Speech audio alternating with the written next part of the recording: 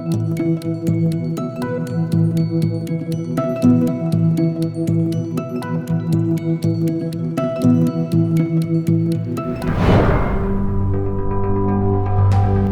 emision mundësohet nga ISP Broadcast. Mirëmbrëma shikues të nderuar të televizionit Arbëria.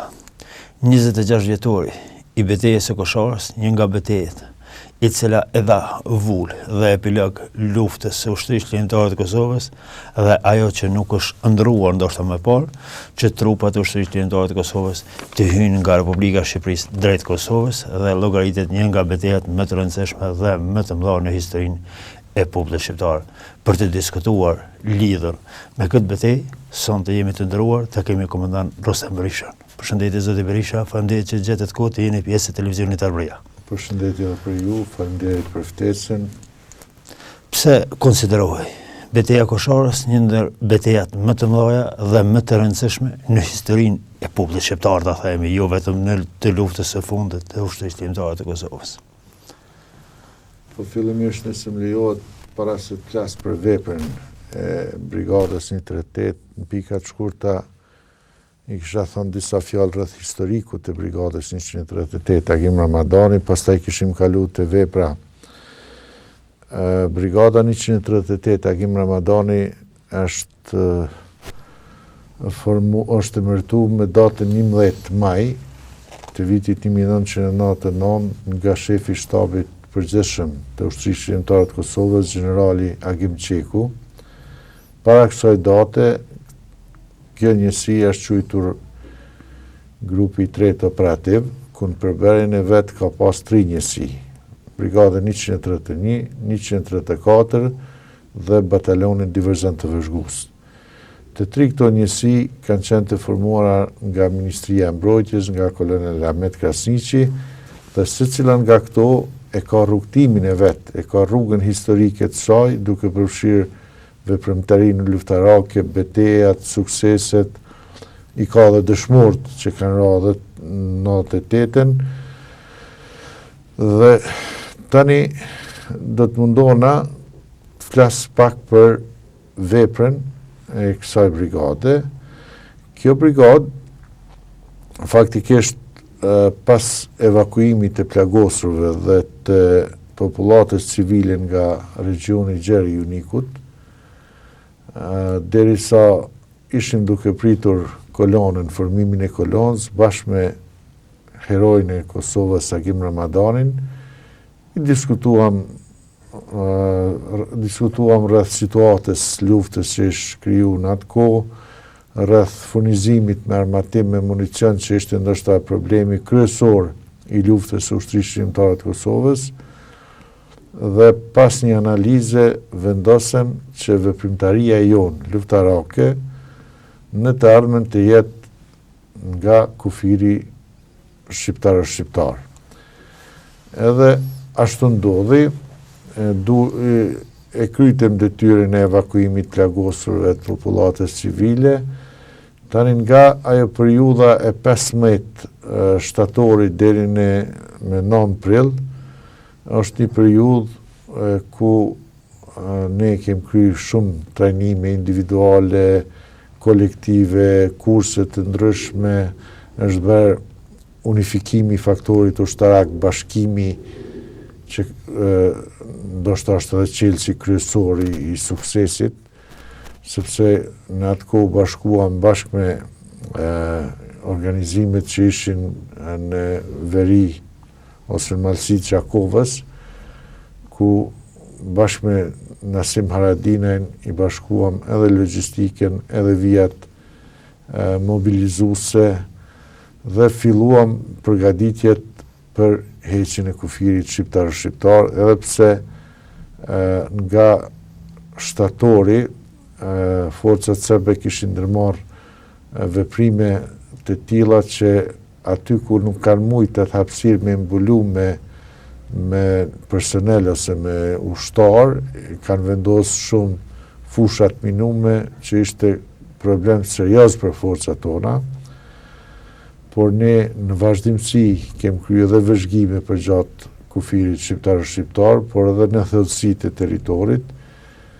dhe e kem caktu komandën e përparume që realisht ta përgatitin planin për heqjen e kufirit shqiptar mbi bazën e vëzhgimeve, pastaj mbi bazën e informacioneve që kishim se sa janë përqendruar forcat serbe në kufirin shqiptar, edhe kështu ndodhi, u hartu plani për heqjen e kufirit. Atë plan e prezentuan shefi shtabit Agim Ramadani bashkë me Saliçekun, e miratova unë si komandanti Geo Treshit në atë ku, dhe mbi bazën e atij planit është bërë heqja e kufirit shqiptar, që realisht dulen të sakta të gjitha ato vlerësime, vendime që i kishim para pa në atë kohë. E thatë që ju e keni planifikuar më parë për ndërhyrje nga Republika e Shqipërisë dhe e Kosovës,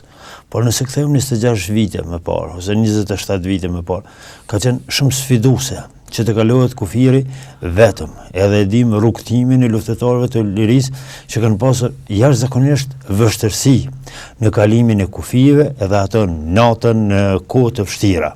Dhe tani po lind diçka që një armat, një grup i njerëzve po mësyn thyrjen e kufinit. So ka qenë sfiduese kjo, so ju ka marrur kohë deri në këtu përgatitje që ushtria serbe nuk ka qenë një ushtri që aq e lehtë për të përballuar. Po, na kryesisht gjitha informacionet që kem pas rreth pozicionimit të forcave serbe kanë dalë të sakta, ndoshta një, eventualisht dy, nuk kanë dalë ashtu siç i kem planifiku, por tjera të gjitha kanë qenë të sakta. Problemi kryesor ishte fushat e minume, sepse është shumë problem të luftosh, të futesh në brendit Kosovës dhe t'i hekish minat.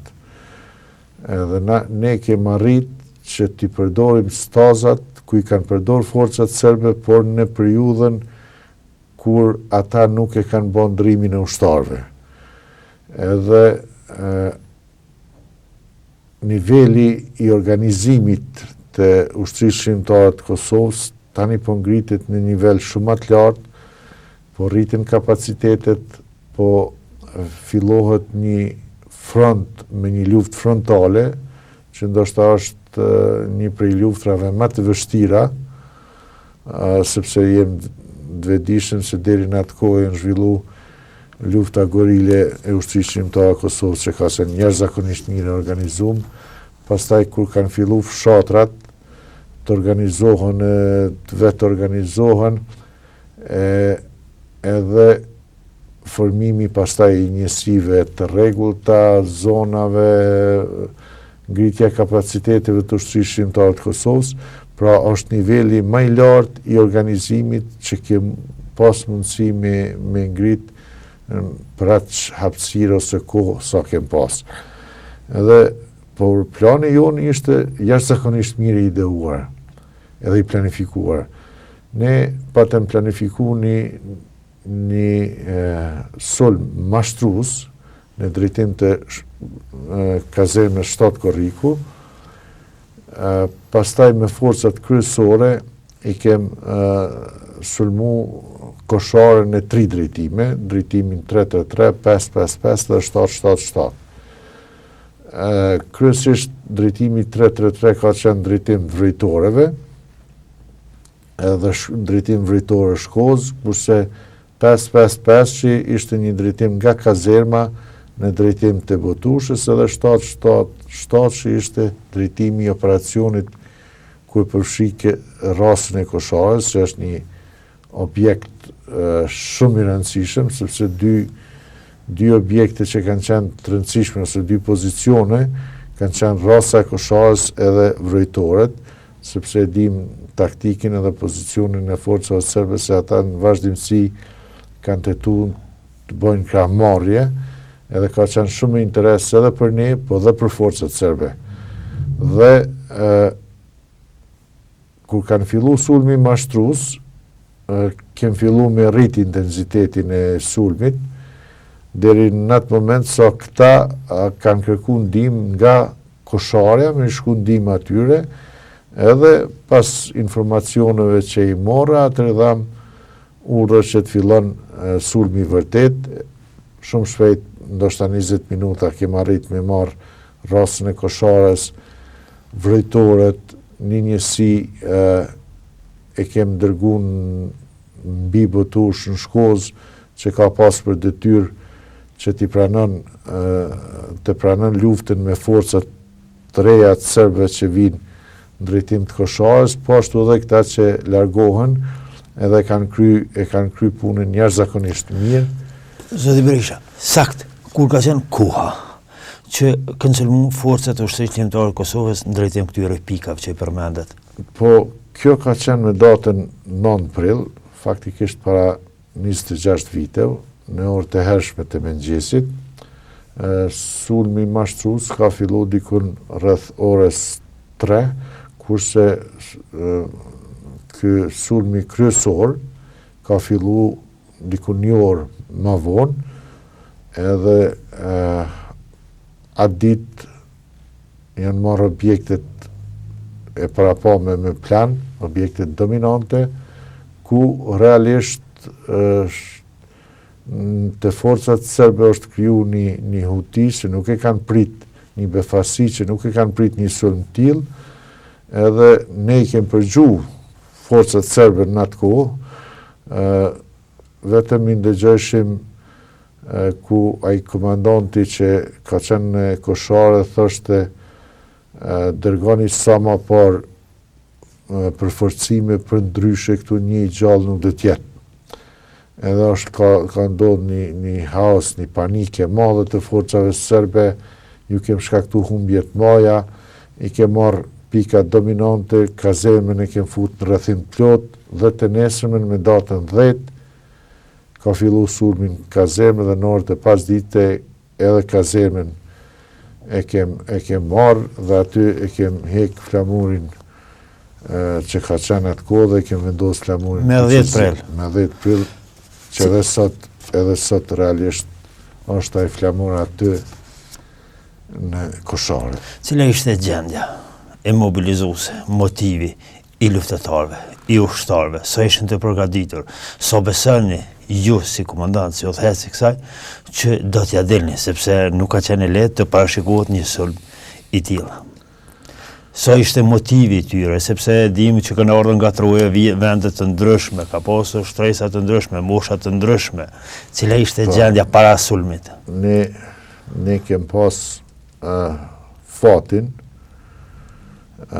t'i kem luftëtarët nga të gjitha trevat, po edhe nga diaspora. Edhe shpesh herë këtë çështje mundona me analizu edhe pas luftës. Edhe me parashtu djemt më të mirë. Djemt nga krejt Kosova më të mirë nuk i kisha zgjedh se sa kanë ardhur aty. Motivi e morali i ushtarëve ka qenë jashtëzakonisht i lartë. Shpesh ka pas luftar që në 98-in në për atë teren kanë kalu, janë fut në Kosovë, edhe ndjenjat e gjithë neve ishin të përzim, sepse po hiqe një kufi që ishte vendos padrejtisht në mes të shqiptarëve, edhe ne e kemi ndi sikur për realizojmë një amanet të prezave që kanë bërë përpjekje për mos i ndarë shqiptarët në kufi çfarë veç kanë qenë të ndarë. Edhe këto jam i bindur si kjo betej edhe përkundraj njerëzit që munohen me zbe ose ngrisin dilema a është fitore apo humbje beteja Kosharës, une ju siguroj juve se kjo betej është një fitore e madhe ushtarake, një fitore e madhe politike dhe në fakt ishte art ushtarak si për nga përzgjedhja drejtimit sulmit, po ashtu edhe për nga suksesi ose taktikat që i kemë përdor. Për suksesin e kësaj beteje flasin edhe vetë forcat serbe, ku i pranojnë humbjet që i kanë përjetuar në betejë, e quajnë Fer, e quajnë Vietnam, po vërtet që ata djem, që ata luftar, që në atë kohë u bashkum, nuk ishin ngarkesa politike, apo fetare, po ne kishim një kauz, e a ishte qëllërimi i Kosovës. Edhe jam shumë i lumtur, edhe sot kur i takoj luftarët e Kosharës, se kom pas fat t'i kam në periudhën më të vështirën, t'i kam krah për krah, edhe suksesi është i përbashkët të gjithëve, nga ushtari e deri tek zinxhiri komandues, do të thonë përfshin nga komandanti i skuadrës, togut, batalionit, e deri tek komanda e brigadës. Të triumfosh ndaj një padrejtësie, të triumfosh ndaj një qëllimi që ka pasur, kjo betejë apo në këtë betejë, cila ishte gjendja me pas sulmit, pas fitores, pas marrjes së kazermave, pas 10 prilit, cila ishte gjendja ushtarëve, sa ishin motivues në këtë, sepse ka pasur viktima, ka pasur të rënë edhe nga pala shqiptare, sa ishin të motivuar, sepse duke që më nuk ishte breng në drejtim të brendisë brenda në Kosovë. Po, tani ndoshta po ta analizojmë ritmin e betejës, nga data e fillimit deri në përfundimin, data nga 9 prilli deri më 11 kanë qenë kryesisht forcat kufitare të mbështetura me disa njësi të brigadës 125 serbëve të motorizuar, domethënë.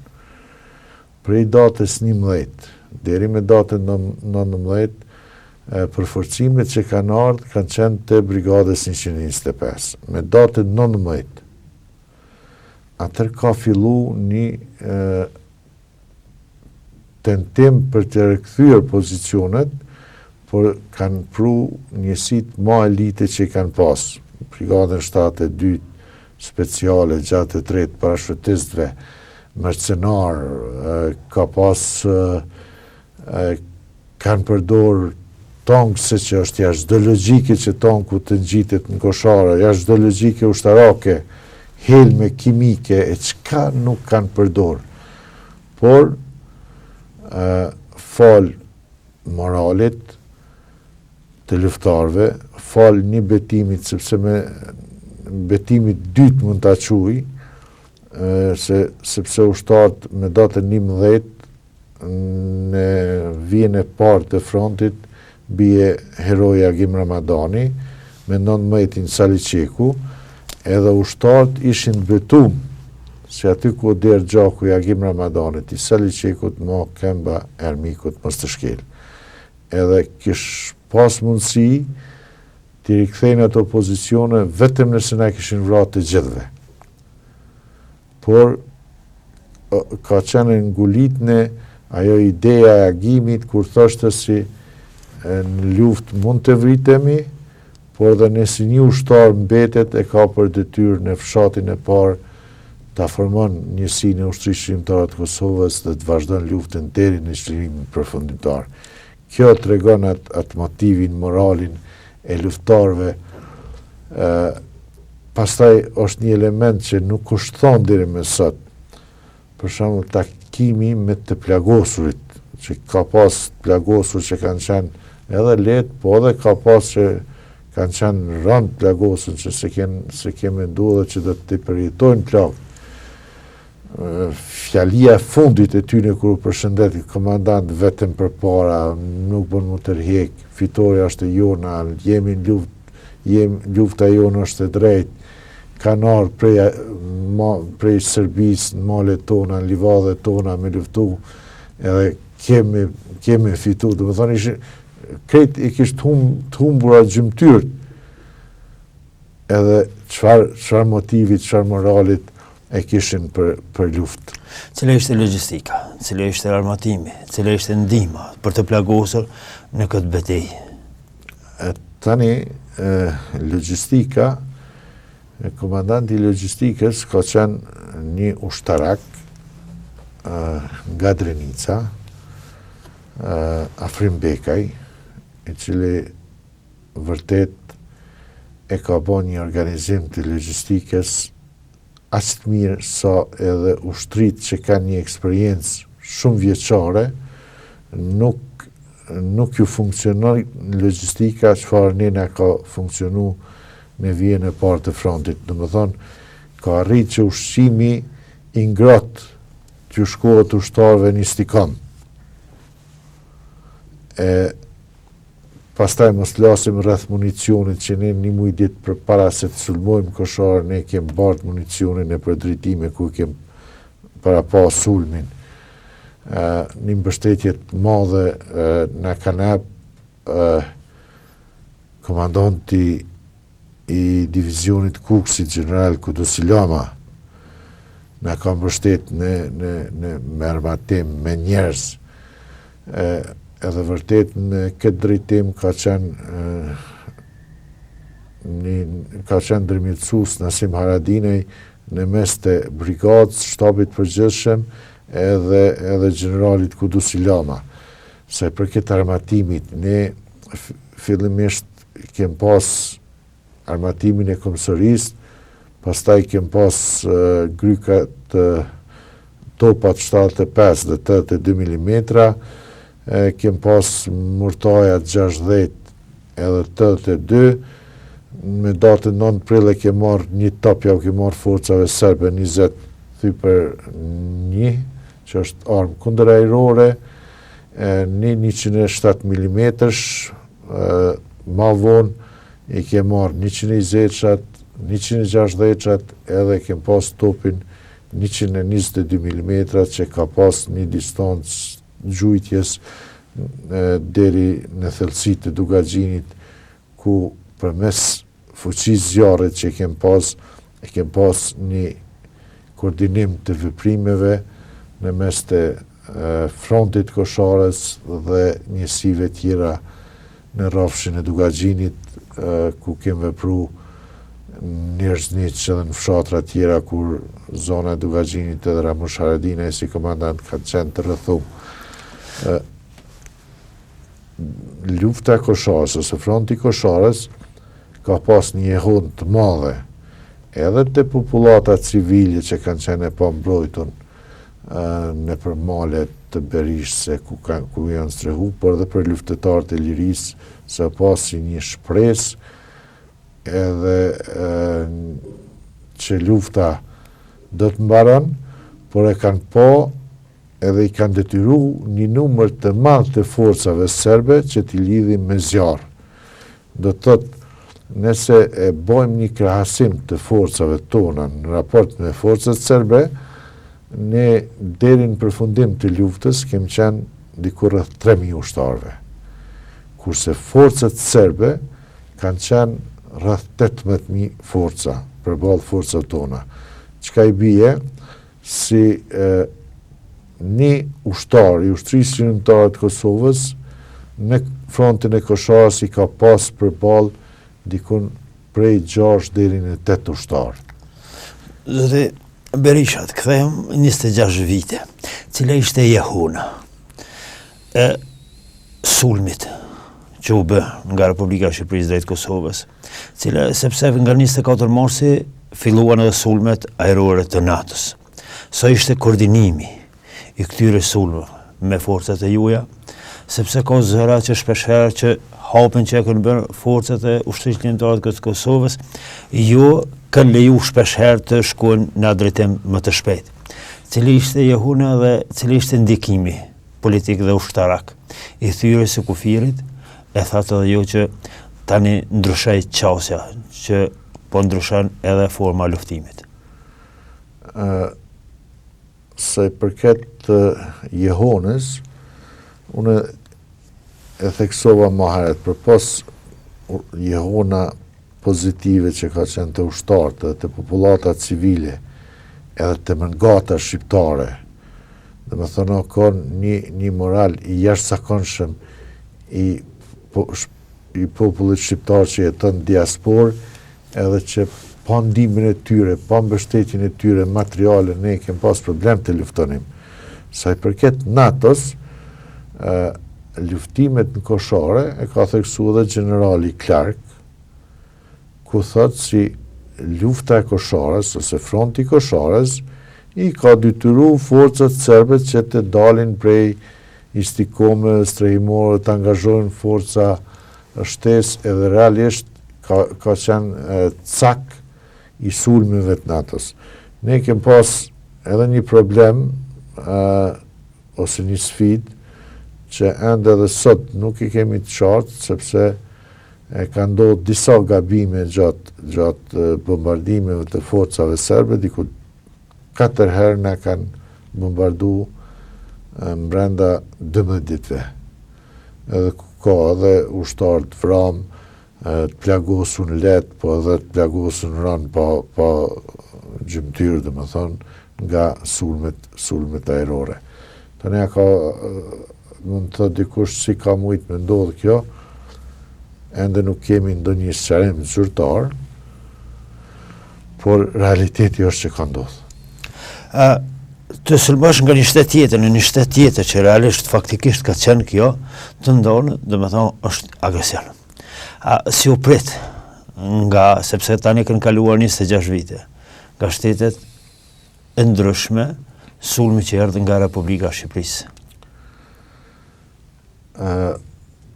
Për këtë pjesë, ndoshta mund të përgjigjen më mirë organet e Shqipërisë në atë kohë, por në pjesën, sa i përket pjesës ushtarake, asnjë hap, asnjë sulm nga Shqipëria ka pas futje të kolonave me armatime, me municione, me kështu, nuk ka ndodhur deri në frontin e Kosharës. Edhe kur e kem pas një takim me generalin Kudus Ilamen në Kuks, në muajin shkurt, në fillim të muajit shkurt, edhe kur e kem njoftu si ne synojnë që të fillojmë veprimet tona luftarake nga vija kufitare, fillimisht ka pas një hezitim nga generali, hezitim i arsyeshëm mund të themi, sepse ishte diplomacia, gazetat, implikimi i Shqipërisë në luftë, ishin shumë probleme, edhe generali fillimisht tha që është mirë që të caktohet një pikë takim në mbrëndite të shtetit Kosovës, edhe atë nga mbrendia të sulmohet, por ishte koha kur në dhjetor kishin rënë prit Moj Krasniqi e diku 40 ose 41 ishin vra gjatë kolonës, edhe ne kem gullën që të bojmë një hap në teritorin e Kosovës, kemi zhvillu njësim për luft, pa në vratë gjithë veta nuk do të kalojnë në teritorin e Shqipërisë, edhe generali Kudus Ilama pas bisede erdhi në Papaj, i organizum një briefing që e prezentoj Agim Ramadani, edhe vërtet nga ai moment këm pas mbështetjen e tij, edhe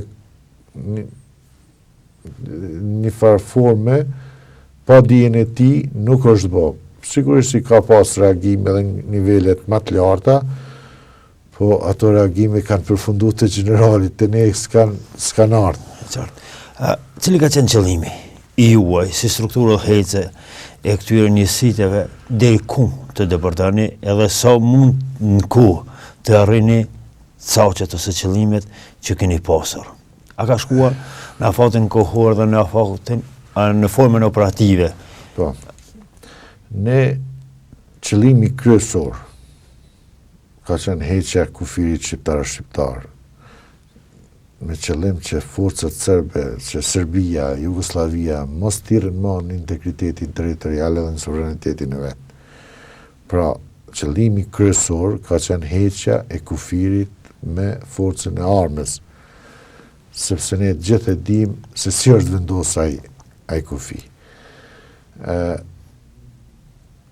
Në fazën e parë, ose në ditët e para, ne kemi realizu gjitha objektivat që kanë qenë parapame me planin. Ndërsa në fazën e dytë, ku kanë fillu përforcimet e forcave serbe, edhe kem pas një informacion që nga shefi i shtabit që do të fillohet shumë shpejt edhe drejtimi i pashtrikut, edhe sigurisht që edhe ne do ta kishim pas ma letë, sepse do të shpërndaheshin forcat, por u vonun një muaj e 17 ditë me vones filloi pashtriku. Sepse thënë ishte e planifikuar në njëjtën kohë të ketë sulme të ndjanshme. Po tani unë nuk e di se s'kom qenë aty a ka qenë e planifikuar apo s'ka qenë, por unë e di bisedën time me generalin Bislim Zirapin. Edhe nuk ndodhi ajo. Po megjithatë edhe kur ndodhi, mas një muaj e 17 ditëve, në komplet fronti Kosharës, vija frontit e kem përshëndet një veprim tillë luftarak, duke shkrepur me armë zjarrit tër vijën e frontit. Ka qenë një gëzim i madh kur ka fillu operacioni i pashtrikut.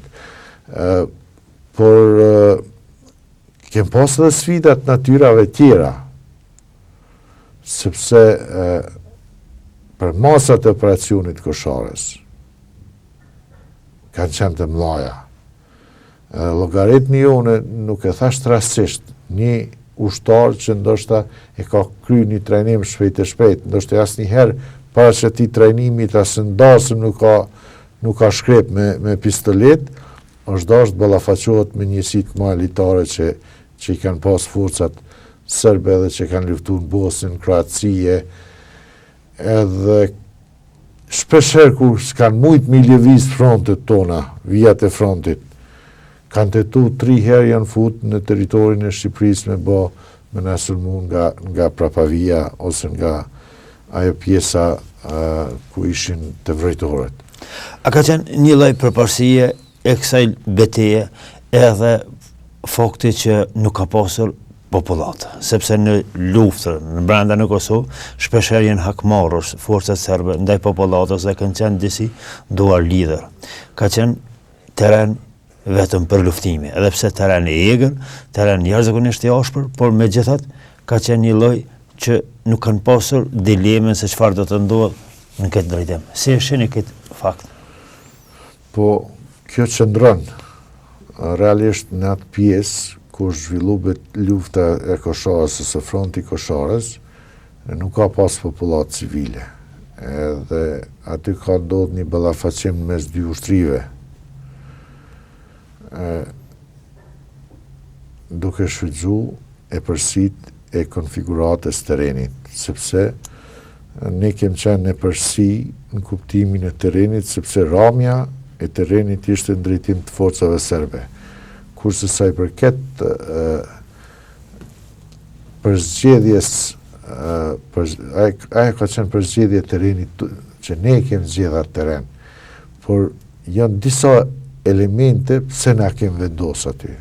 Një prej tyre është terreni, e dyta është Malësia e Gjakovës që për herë ka pas trima, edhe është qerdhja trimnis për popullin shqiptar, që kanë marrë pjesë edhe brez pas brezit në për luftra, kem pas luftrat përbashkëta prej luftës në Këshiqit, nëse marrim me kënej, kanë marrë pjesë trimat e Malësisë Gjakovës në për beteja. Edhe kjo ty marrë parasysh befasin, terrenin, mundësin e furnizimit me armatim edhe municion pa pengesa, sepse 98-ën ti ki bardh municion armatim me krap, po kur tu ka harxhu municioni e pushka ka meci me pas një shtag në kras, se ka kry funksionin e vet. Edhe kjo është ajo që ne ka e përsin në fushë betejë, e përsin në front.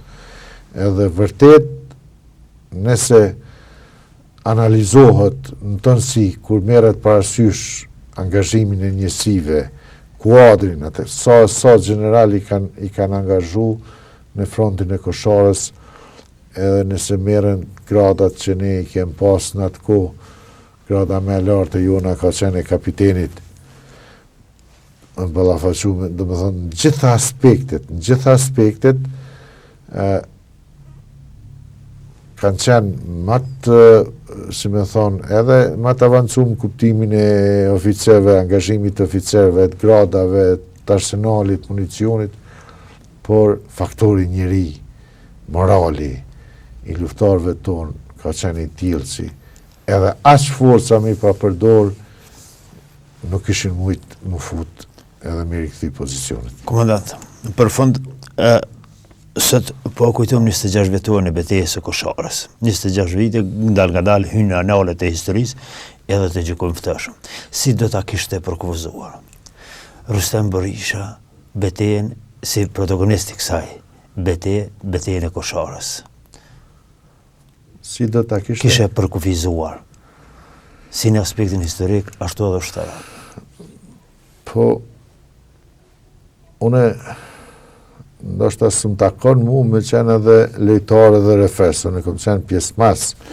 Ndoshta ju takon më shumë të juve, se keni qenë pjesë e saj. Unë dhe të epi një vlerësim timin, sepse luftarën e lirisë me pyet ku ka qenë lufta me vështirë, është aty ku ka qenë ai.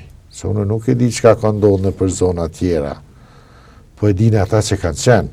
Edhe për ta, sigurisht ka qenë vështirë, sikur edhe për neve sfidat e problemet e furnizimit me armatime me municion. Por,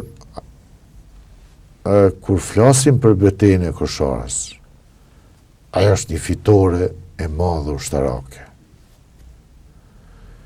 Ajo është një front ku forcat e ushtrisë shqiptare të Kosovës ju kanë mbajt lekcion forcave serbe, që i kanë befasu, që nuk kanë mujt me paramendu si ushtria shqiptare e Kosovës ose brigada e jonë ka mujt me rrit kapacitetet në atë nivel, sa me ju shkaktu humbje, me ju shkaktu probleme të tilla çfarë ju kemë shkaktu në betejën e Koshorës. Në aspektin e fitores politike, jemi e vetmja njësi që e kemë bë unifikimin e faktorit, edhe kemë darë si qaj model që e kemë përdor në Koshare, të bashkimit që të përdoret edhe në për njësi tjera, sepse në gjithë ishim shqiptar, pavarësisht vijave mobilizuese është ardhur dikush përmes qeverisë Kosovës apo përmes LPK-sa, LKÇK-sa, dikush ka ardhur si skardhas përmes asnjëri shtab, por ne gjithë kemë qenë me emblemat e ushtrisë shqiptare të Kosovës, që ka bërë Adem Jashari, edhe kemë vazhdu me të njëjtat embleme. Pra është një fitore ku nuk ka pas dallime, ku politika aty nuk ka pas vend. Edhe në aspektin diplomatik është fitore e madhe diplomatike, sepse ka pas tendenca nga politika, nga Miloševići, ku ju ka jep ultimatum, ju ka jep afat, që me çdo kush duhet të rikthehen pozicionet e humbura në frontin e Koshorës, por nuk kanë arrit asnjëherë, edhe është vetmja kazermë që është marrë me luftë edhe deri në përfundimin e luftës forcat serbe nuk kanë mujt me rikthy. Pra, është një betejë që mendoj që 3 tonë duhet të mësojnë për këtë betejë. Duhet të mburren me këtë betejë, sepse çdo shtet i ka 1 ose 2 beteja me të cilat krenohet me to dhe e bojnë atë komp ose atë shtet më të sigurt për të ardhmen e vet, edhe mos i bindun se betejë e Koshorës ose fronti i Koshorës do të jetë ose lufta e Koshorës do të jetë njëra prej atyre betejave që populli jon ka më mburr. Ajo çka ndoshta është dashur që programet mësimore në përshkolla të gjendet forma adekuate që edhe 3 tonë të mësojnë për historinë e fundit, për luftën e fundit, për dëshmorët e fundit. Kjo fronti i Koshorës ka shumë të veçanta.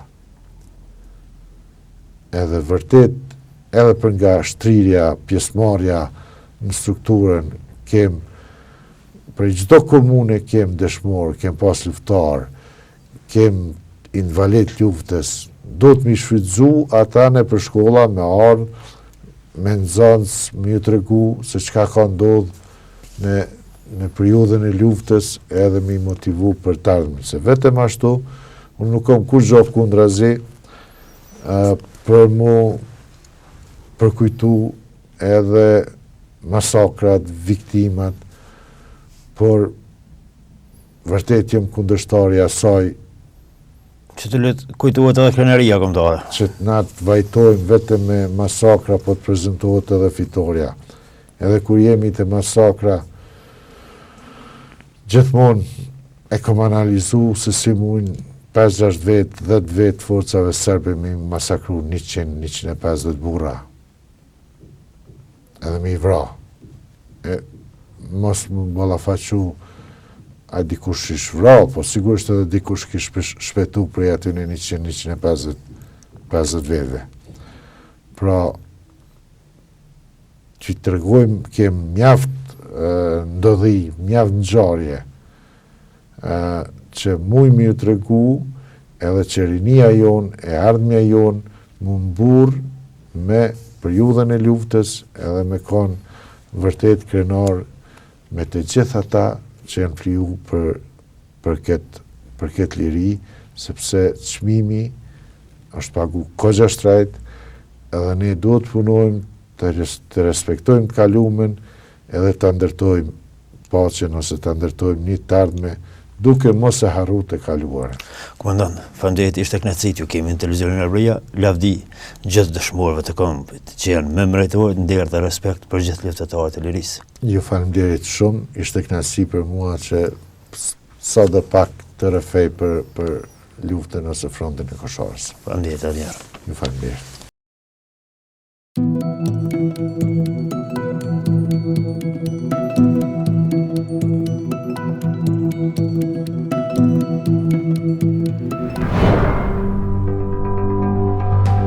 Ky emision mundësohet nga ISP Broadcast.